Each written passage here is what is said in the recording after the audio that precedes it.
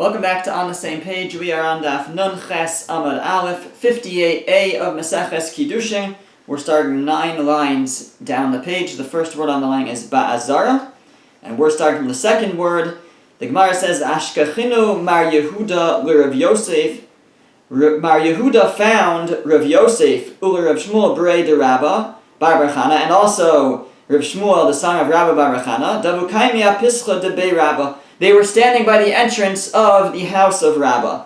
So, again, Mar Yehuda found Rav Yosef and Rav Shmuel, the son of Rabba Bar Chana, in front of the house of Rabba. Amar Lahu, he said to them the following: Tanya, we have a brisa.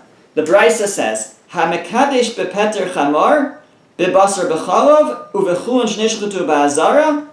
Reb Shimon Omer Mekudeshes, the Chachamim Omrim Eina Mekudeshes. A person gives Kiddushin, Hamakadesh, with Peter Chamor. Peter Chamor, we said, is a firstborn donkey. Or with Basar B'chalav, with meat that's been cooked with milk.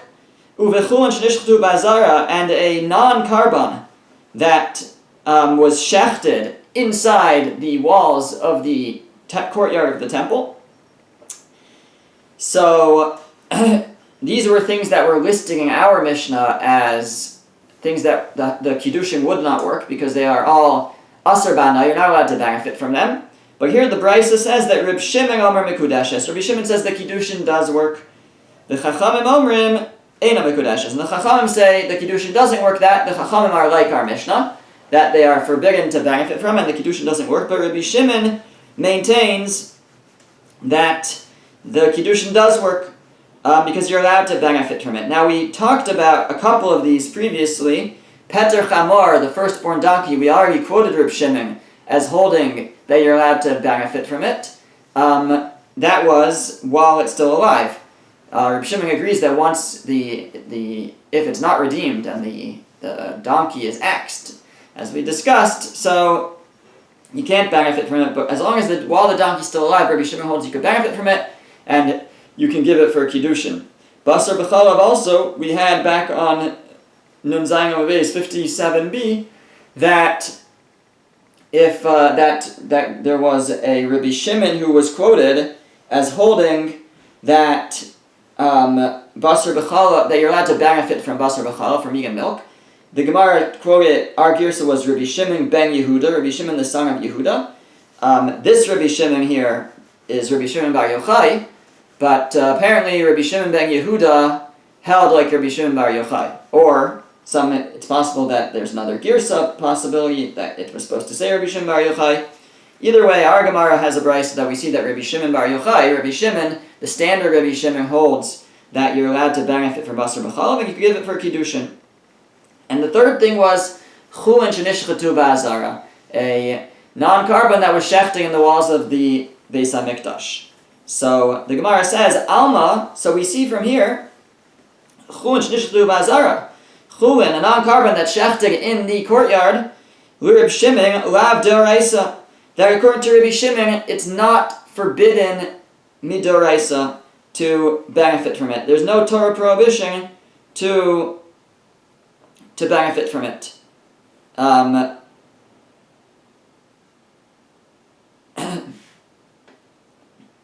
So, and not only is it not forbidden to benefit, we see actually that you're even allowed to shecht it. There's no Torah prohibition of shechting it in the walls of the Beis HaMikdash, and he doesn't agree with all the drasha from the pasuk that talks about that if you're far away you can shecht it, but not if you're. We inferred if you're when you're far away, you're allowed to shecht meat for your own use, but not in the Beis HaMikdash itself. So he doesn't hold of that inference, Rabbi Shimon. And he agrees, though, that it would be forbidden midrabanan, that it would be forbidden midrabanan because if we allowed one to shecht their own their own animals in the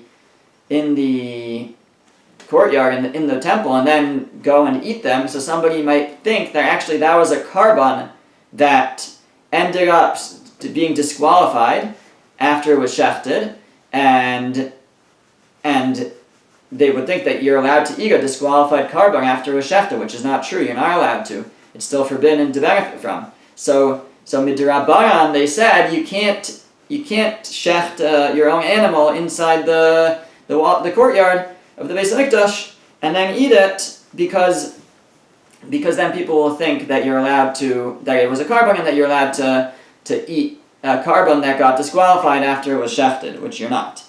So that's the assumption right now, that we see that Reb Shimon holds that it's not a Torah prohibition because he's allowing you to benefit from it. If it was a Torah prohibition, then he would not. Then the Kiddushin would not work, and but he says that the Kiddushin does work with this animal. So we see it's not a Torah prohibition. It's just a rabbinic prohibition of because we're concerned about this this confusion that might come about. So the Gemara asks a contradiction. It says V'raminu, but we have a contradiction from a brisa. Rabbi Shimon Omer, Rabbi Shimon says Chulin shenishchatu ba'azara, that if you have a chulin, if you have a non-carbon that you shecht in the courtyard of the Beis Hamikdash, yisarfu, it should be burned. V'chein chaya shenishchatu ba'azara. And the same is true for a chaya, an undomesticated animal that gets shechted in the azar, in the courtyard. You have to burn the animal. You can't benefit from it, and you actually have to burn it. So that is a contradiction. That implies that it is d'oraisa that you can't benefit from it. How so? Because if it was only a rabbinic prohibition not to benefit, then we would say it's enough to bury it. We wouldn't require you to burn it. At least for a chaya, for an undomesticated animal. So for a domesticated animal, a person brings their own bull into the azara, into the courtyard, and they shecht it. So it's possible that to suggest it's a rabbinic prohibition to do that, because when they now walk out with the bull, people will think that it's a carbon that got disqualified, and that you're allowed to eat a carbon that gets disqualified. So therefore, when it comes to a bull or a domesticated animal, animal that potentially could be brought as a carbon, so there we understand there could be some confusion, and we would say that just if it was a carbon, what would you have to do with it? In that case, if it got disqualified, you actually have to burn it. That's the halacha for a carbon that gets nifsal, that gets disqualified after it's shechted. It has to be burned. So it would make sense that we would say to treat any animal that you bring in there and shecht and then bring it out, so you have to burn that, so people don't, because otherwise somebody might think that it was really a carbon and that the carbon doesn't need to be burned. So we say any animal that you shecht in the azara, you should burn it. Now that would make sense for a domesticated animal, an animal that could potentially be brought as a carbon. But a chaya, an undomesticated animal, you never bring a chaya as a carbon. There's no carbon that involves a chaya, that involves a deer or some other undomesticated animal. So why would you have to burn it if you shechted it inside the temple walls? It must be that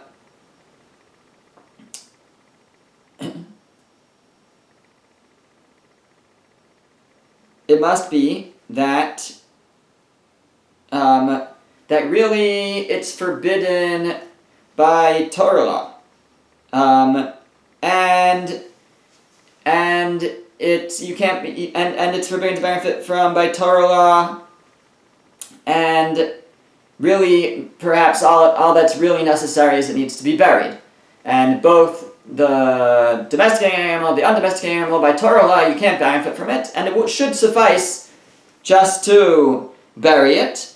But the rabbis were concerned about the concern we mentioned before, that for a domesticated animal, you might think that it's a carbon and that the carbon doesn't need to be burned, because here you're burying it. So the rabbi said that you should, even though by Torah law it just needs to be buried, we're saying to burn it. And once that's true, for the domesticated animal, they would say, okay, also the undomesticated animal, which by Torah law you have to bury, so we'll tell you to actually burn it. But that will only make sense if by Torah law you have to bury it, that then they would say actually go ahead and burn it. But if by Torah law you don't have to do anything to the chaya, to the undomesticated animal, so for them to go so far as to say that you would have to burn it wouldn't really make sense. It must be that really midoraisa, by Torah law, you do have to, it is forbidden to benefit from, and it's supposed to be buried, both the domesticated animal, both the undomesticated animal, and it's just being elevated, and then the rabbi said to actually don't just bury it, burn it. So we see from here, the Gemara says that Rabbi Shimon holds that it is d'oraisa, that the Torah prohibits you to benefit from chulin shenishchatu b'azara. So we have a contradiction. On the one hand, we have Rabbi Shimon saying that chulin shenishchatu b'azara, a non-carbon that's shechted in the courtyard of the temple, you're allowed to use it for Kiddushin. It sounds like you're allowed to benefit from it, so the Kiddushin would work. On the other hand, we have this other brisa that's saying that it has to be burned, and even a chaya has to be burned, which implies that it's forbidden to benefit from midoraisa, by Torah law. So that was the question that Mar Yehuda posed to Rav Yosef and to Rav Shmuel, Braid Rabba Bar Bachana. So Ishtiku, they didn't have an answer. So they came before Rabbah and they told him the contradiction. Amar Lahu, he said to them, Palga ukminchi. He said, like a troublemaker, an arguer, stood you up. This person is just trying to make complications. And here's the resolution. Hacha b'maya skinan. Here, what are we dealing with? Pigon shenishchita v'nimtseis treifa. We're talking about a carbon.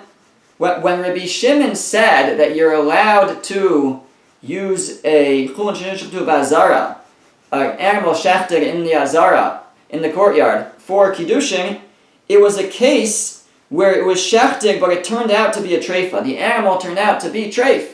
It had some sign that it wasn't going to live for 12 months, and the animal is treif. V'Reb Shimon l'taimei, and it would be Reb Shimon going according to his own reasoning. D'Tanya, because we have a brisa. The brisa says, "Hashochet is a treifa." If one shechts an animal that you know is a treifa, or v'chein hashochet v'nimtseis treifa, or you shecht an animal and after internal examination you find out it's a treifa. Right? There's some animals you could tell externally that it's a treifa. Some only after an internal examination. But either way, if it was a treifa.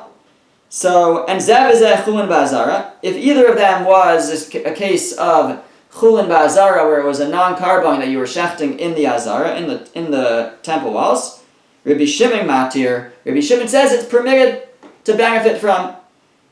Matir ba'ana, v'chacham v'osman v'chacham say it's forbidden.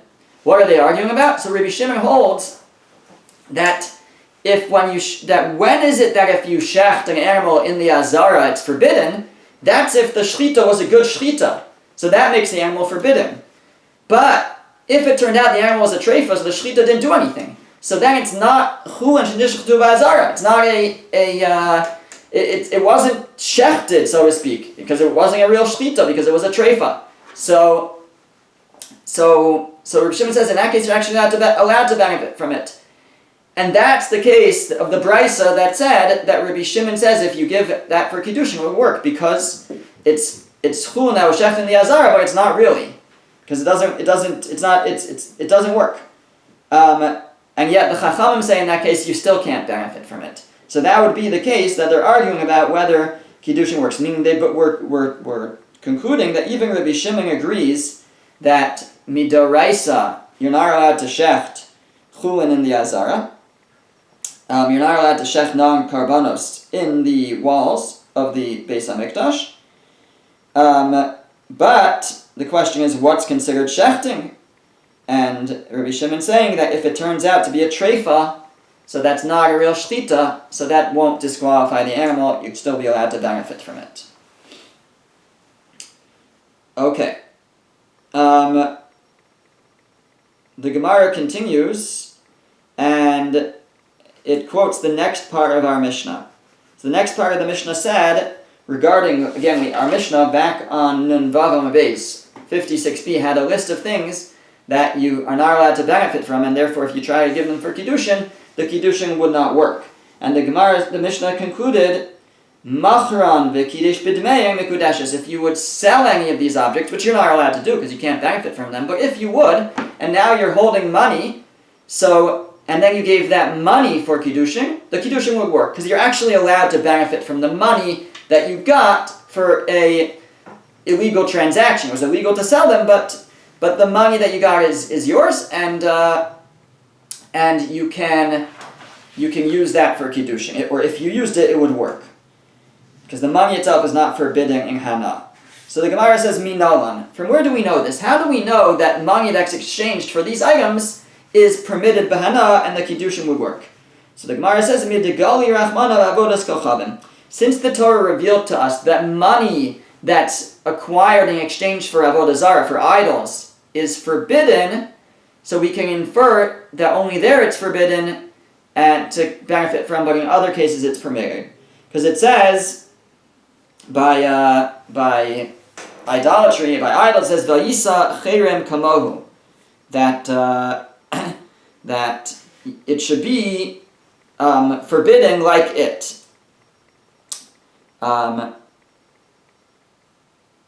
So it says, don't bring this abomination into your house, and then it says, V'hayisa cherem kamohu, that it should be, forbidding like it. So what is that telling us? Says the Gemara, Kol sha'ata mehaya heimena harayu kamohu. Anything that will be from it will be like it. So anything that comes as a result of it will be like it. Michlal, we can infer, Dekol isurim sheba Torah sharu. Sorry, so again, that's specifically by Avodah Zarah. It says whatever is exchanged for the Avodah Zarah, for the idols, it becomes forbidden. The money will be forbidden. Whatever comes about through the Avodah Zarah, but the implication is, Michlal, we can infer that other things, other isurim, other prohibited objects, and like all the things in our Mishnah, sharu, that which comes from them, the money that results from them, would be permitted to benefit from. Ask the Gemara, B'nei Mina, why don't we say the opposite? Why don't we say that we learned from Avodah Zarah that just like Avodah Zarah you can't benefit from, and the money that's exchanged for it you can't benefit from, so everything else should be the same? Why are we saying that this is to exclude everything else? Maybe we should learn from here to everywhere else that it should be the same, that you can't benefit from the money. The Gemara says, Mishum dava avodas kochavim u'shviyas shnei kesuvim habayim ke'echad. No, because we have another halacha that's taught in the Torah where this same idea applies, which is by shviyas, by Shemitah, by crops of the sabbatical year, and we have a rule that when we have two verses that teach me the same thing, so you can't extrapolate to other cases, right? And as we've explained in the past, the idea behind this rule is that if it only says it once, so it says it once, and it wants me to learn from there to everywhere else. But when it then goes and says it a second time, so why do I have to say it a second time? I already knew it from the time that it said it once. If I was supposed to learn to everywhere else, it doesn't need to say it a second time. It must be that actually it's coming to limit it. That no, only in this second case does that rule continue, but not in other cases. So that's the rule of Shnei Kesuvim Habayim Ke'echad Ein Melamdin. When we have two verses teaching me one idea, then we can't extrapolate it to other scenarios. So by Shemitah, just like by Avodah Zarah, we have this idea: it's forbidden, and if you exchange it for money, the money takes on the status of it, and the money is forbidden. So too by Shemitah, money that's used to purchase Shemitah, or if you sell your Shemitah, you do business with Shemitah, with fruit from the sabbatical year. So the money becomes forbidden, like the Shemitah itself. So the Gemara wants to ask now, so where do we see that? So it says, Avodas Kochalim Hada Amram. Avodah Zarah, we already mentioned the source for it, from the verse, Vayisa Cherem Kamohu, and it will be forbidden like it, whatever is begot from it, whatever comes from it is forbidden. But Shviyas Mahi, where do we see that Shemitah, the money takes on the status of the Shemitah in terms of being forbidden? So the Gemara says, because it says Yovelhi, This is actually a verse that talks about the Yovel year, but the Yovel year, the Jubilee year, the 50th year, has the same halachos as a Shemitah year. So it says there, it's a Jubilee year, Kodesh Tiyeh Lachem. It should be Kodesh unto you. It should be holy to you. What does it mean that it's holy? So Ma Kodesh Tofesis Damav. So just like Kodesh, if I have something that's hektish, I consecrate something to the Beis HaMikdash, and then I redeem it for money. So now the money becomes consecrated. So Af Shvius Tofesis Dameha. So too, Shvius, the money acquires the status of Shvius. Because it's Kodesh, it's like hektish, and that the money acquires the status of Shemitah, and you won't be able to benefit from the money. Now, the Gemara says, so let's take this idea to its logical conclusion then. So if we're comparing it to Kodesh to hektish, so Ima Kodesh Tofis is Damav V'yotze L'chulin. So you should say, but hektish, not only does the money take on the status of the hektish, but the item that was consecrated now becomes deconsecrated. So if I dedicate my my car to the Beis HaMikdash, and then I redeem it for money, so the money takes on the status of hektish, but the car becomes deconsecrated. So we should say Af Shvius Tofesis Dameh V'yotze L'chulin. So Shemitah should be the same thing. If I sell Shemitah fruit, the money will become like Shemitah, but if it's Kodesh, if it's like hektish, then the Shemitah fruit should become deconsecrated and should be permitted. So to that, it says, Talmud Lomar, that's why the Torah says, Tiyeh. It shall be, teaching Bahabayasa Tehei, that it should remain in status. No, it says, Kodesh Tiyeh, it will remain Kodesh, and it does not become deconsecrated. Ketzat, so how does this play out practically? Lakach bepeir shvius basar. So if a person bought meat with their fruit, so they exchanged, instead of money in this case, we're using meat as the commodity, but a person took their Shemitah fruit and exchanged it for basar, so for meat. So Eiluv Eilum is Barim B'Shvis. Both of these now have the status of Shemitah, and you're not allowed to do business with them. Before I say you can't benefit from it, that's not true. You're allowed to benefit from Shemitah. You're allowed to eat your Shemitah fruit.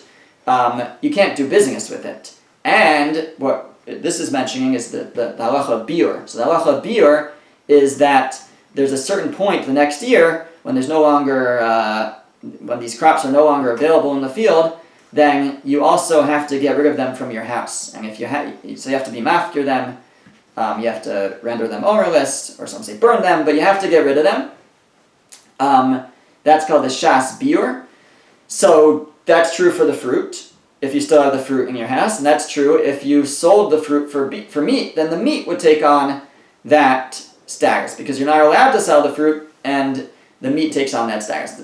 So, now let's say you then took the meat, b'basar dagim, and you exchanged it for fish. So now, we don't say that all three items have the status of shvius. We don't say the fruit are Shemitah, the meat is Shemitah, and the fish are, but rather the meat transfers its status over to the fish. Now the fish have a status of Shemitah. Yatsa basar nichnasu dagim. The meat is out, but the fish now have the status of Shemitah.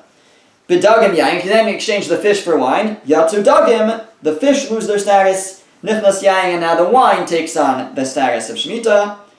Yain b'yain shemen, if you exchange the wine for oil. Yatsa yain, nichnas shemen, the wine loses its status of Shemitah, and now the oil has the status. Haketzat, so how does this work? Achron nitvas b'shvius, whatever the last thing is, that's the item that we will consider to have the status of Shemitah.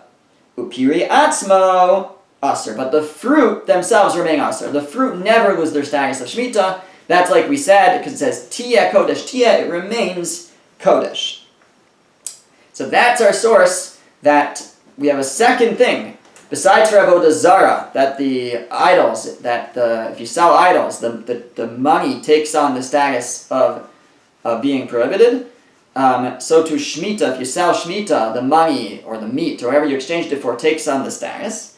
And so we have two psukim teaching us the same thing, that by these prohibited items, the status transfers to the money, So we apply a rule that ein melamdin. When we have two sources for it, we can't extrapolate it to other cases, and that's why other cases remain that the money does not take on the status, and that's why in our Mishnah, all those items that if you would sell them, which you're not allowed to do, but if you would, and then use the money for Kiddushin, the Kiddushin would work because the money does not become forbidden to benefit from.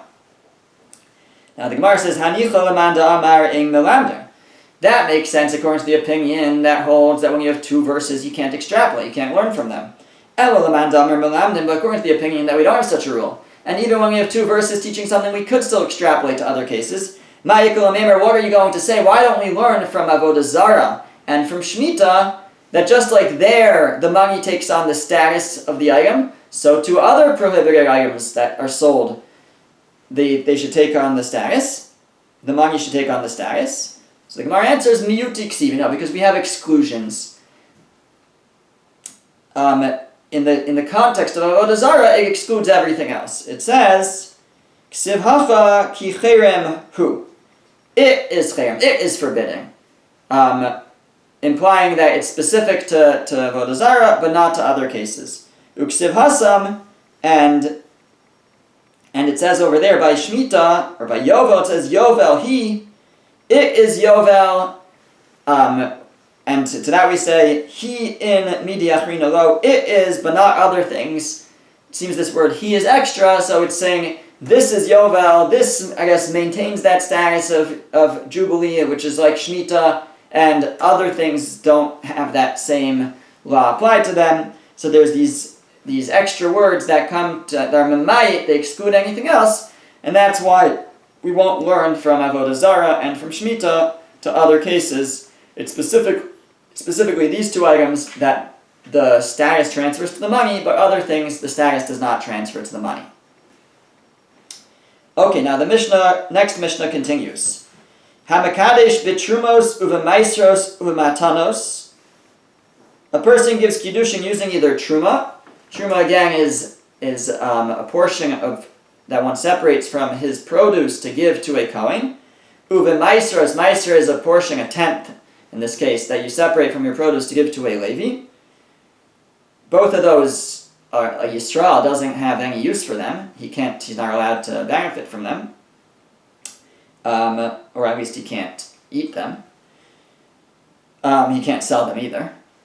Uvematanos, or from the matanos, the matnos kahuna. There are certain parts of a carbon that need to be given to a Kohen.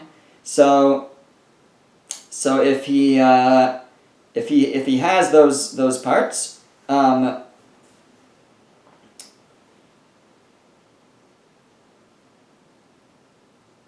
so then uvemechatas, or mechatas is the water that's used to purify someone who becomes ritually impure tamei mace by coming in contact or in a room with a dead body. So this involves the ashes of the paraduma and water. That's the mechatas. Uve'efer chatas, or with the or ve'efer para sama begirsa, with the efer, the ashes of the paraduma. Harizu mikudeshes. If a man gives these to a woman for Kiddushin, all of them will work for Kiddushin, Vafilu Yisrael. Even if he is a Yisrael, and he gives these items for Kiddushin, the Kiddushin is going to work. Now, he has no use for the Truma, and neither does she. He's a Yisrael. And yet, for some reason, the Kiddushin will still work if he gives Truma or Meiser or the Matnos Kuna, the parts of the animal that are designated for a Kohen, he can still give them for Kiddushin. Fine, so the Gemara we'll see in the Gemara why. So the Gemara says, Amar Ula. Ula says, Tovas Hana Eina Mamu. Tovas Hana has no monetary value. What's Tovas Hana? Tovas Hana is the ability to choose who I want to give a gift to. Or the ability to give a gift to someone, let's say. Because when I give a gift to someone, they like me. So if I have Truma, I'm holding Truma, I can choose which Kohen to give it to. Does that have a value, a monetary value, in that I get to choose who to give it to? So Ula says, no, it doesn't have any monetary. We don't consider that to be something that has a monetary value. So the Gemara says, Esvei. We have a contradiction. Esvei Rabbi Abba Ula. Rabbi Abba raised the following contradiction to Ula from our Mishnah. Our Mishnah said, Hamakadish b'trumas v'maisers v'matanos. If somebody gave Kiddushin using either truma, meiser, or the matanos, the matnos kuna, the parts of the animal that go to the Kohen, the mechatas of for para, or use the waters of the purification or the ashes of purification from a paraduma, from a red heifer. Harezu mikudeshes, the Kiddushin works v'afilu Yisrael, even for Yisrael. Now hold on a second. What if a man gives a woman truma and he's a Yisrael, and so she's a Yisrael, or at least even if she came from a Kohen's family, she's now going to be married to Yisrael, she's not allowed to eat this truma. Or he gives her meiser, she can't eat the meiser. So why is it Kiddushin? What value is this to her? The only value is that if she now has the truma, she can give it to whichever Kohen she wants. So it seems that tovas hana, the ability to give truma to the Kohen that you want, has a value. Because we see that it works for Kiddushin to give her that. Otherwise, why would it work for Kiddushin? So Amarle, so again, Ula had said that it has no value. We see from our Mishnah it has a value because it's a good Kiddushin to give her that tovas hana, the ability to give the truma to whichever Kohen she wants. So Amarle, so Ula answered, no. Hacha b'Yisrael shenafalo tavalem mibeis avi imo Kohen. Now here the case was that this man who has this truma, it's a situation where he actually has the rights to sell the truma. What's that situation? The case is where he inherited tevel from his grandfather on his mother's side, and his grandfather was a Kohen. So this Yisrael, his mother was a Bas Kohen, she was the daughter of a Kohen. Her father was a Kohen. He died, leaving over produce, and his mother, there was a situation where his mother inherited, and now he inherited his mother. And so he has truma that he inherited from his grandfather. Now it belonged to his grandfather, because his grandfather was a Kohen. So in that case, he's actually allowed to sell it. And if he gives it to this woman, she's allowed to sell it, because they own it now. They don't have to give it to a Kohen. I mean, they can't eat it, but they do own it and they have a right to sell it. They don't have to give it away as a matana because it came from a Kohen. It belonged to a Kohen. Now, it could have said the case is that he inherited truma, but that would be too simple. So that's why that would be too obvious if he inherited truma. So of course he could do whatever he wants with it, and he could give it for Kiddushin, and then she'd be able to do whatever he wants with it. So he gave a little bit more of a complicated case. He said it's tevel. He inherited tevel. Tevel is produce that you have not taken the truma from. So a Kohen had his own tevel. He had his own crops that grew. He has a pile of grain, and some of that grain is truma, but he gets to keep the truma. So even in that case, it's considered like he already separated the truma, and the truma belongs to that Kohen, and now his daughter inherited it, and his grandson inherited from her, and so it's considered truma that's already been separated and belongs to a Kohen. And that's the Fiddush. The Kasaber, this Mishnah holds, matana shalahurmu kamishahurmu damyan. That gifts, or in this case truma, that wasn't separated, it's as if it was already separated. So even though, again, this grandfather who was a Kohen never actually separated out the truma, he just had a pile of grain. But within that pile of grain was truma that he was going to get, so it's considered like he already got it. And therefore, when his daughter and then grandson now inherit him, it's truma that belonged to him. It belonged to the Kohen, and they're allowed to use it. They're allowed to sell it. They can't eat it, again, because they're not a Kohen, but they're allowed to, the money belongs to them, the value belongs to them, they're allowed to sell it. And therefore, if a man will give it to a woman for Kiddushin, it would work, because he's able to transfer the value to her now. Now she could sell it. So that's certainly something of value, and the Kiddushin works. The Gemara continues and says, Ba minei Reb Chia bar Ravin me Rav Huna. Reb Chia bar Ravin asked Rav Huna, Tovas hana mamon o ena mamon? So he asked really about what Ula had said before. Ula said that Tovas hana is not mamon, that the ability to give somebody a gift is not something that has a monetary value. Rav Chia bar Ravin asked Rav Huna about this. Does it have a monetary value or not?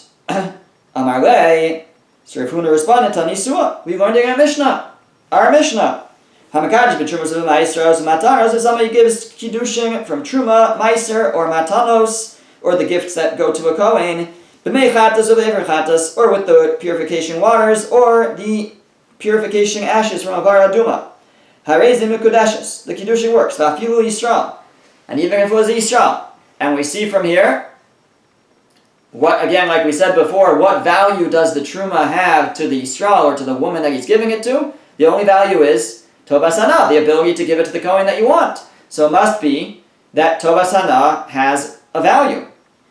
Amar le, so Rav Huna responded, V'ulavu kimna b'Yisrael shnafu lo tavalim v'esavi imo kohen. Didn't we already say that, no, you can't prove from there, because we said the case was where he inherited Tavel, or Truma, from his grandfather who was a Kohen, and therefore it belongs to him, and therefore he's allowed to sell it. And it's not the value of Tovas Hana that he's benefiting from, the ability to give it to whichever Kohen you want. He's allowed to sell this Truma, because it belongs to him. And when he gives it to the woman, she's allowed to sell it. So that's why he had a value there. Didn't we already say that? Amar le. So he responded, so Rav Huna responded, Hutza at. You are a Hutza. So it's not clear what he meant, but Ichsef. He got embarrassed when he's told him that. So Rav Huna told Rav Chia bar Oven, you're a Hutza. And Rav Chia bar Oven got embarrassed. Husavar mishmaitza kamer, because he thought he was saying you're Hutza from the word like outside. You're outside the sugya. You're outside the topic. You don't know what you're saying. But Amar le, he said to him, that's not what I meant. Don't be embarrassed. I wasn't insulting you.